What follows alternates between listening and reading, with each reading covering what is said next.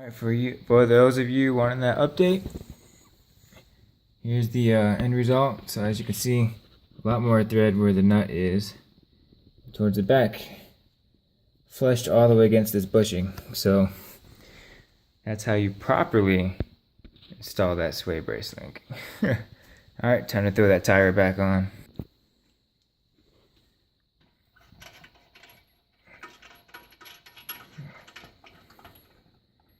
So I don't really know who watches these channels, but just make sure when you guys do tighten these, you do the star-cross pattern. So I'm just kind of getting everything down hand tight for now, but you guys get the idea. So we're from here, here, here, here, here. Alright.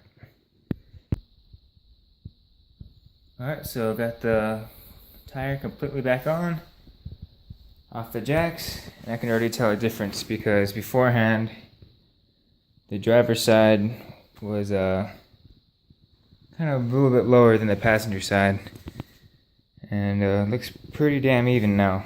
So about to go take a test drive, make sure everything's good. Once again, I'll let you guys know how that goes.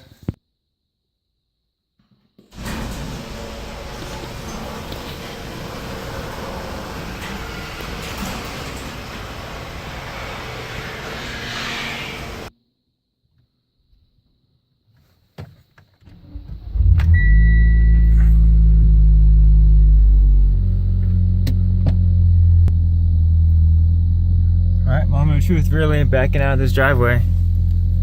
I hear it about 98% of the time, and didn't hear it. Let's go over a couple more little bumps.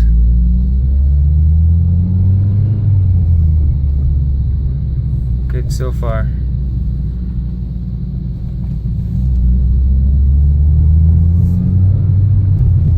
Alright, hey, looking good. All these little crevices in the road, I hear that rattle, and that rattle seems to have been gone. So looks like that helped. That sway bar end link. So whoever's ever installed an aftermarket spring, make sure you definitely pay attention to that. Alright, well, hey, thanks again for watching. Hopefully this helps somebody out there. If you have any questions on size of the tools I used, or what springs I've been using, just throw a comment below. Alright, as always, thanks for watching, and stay tuned.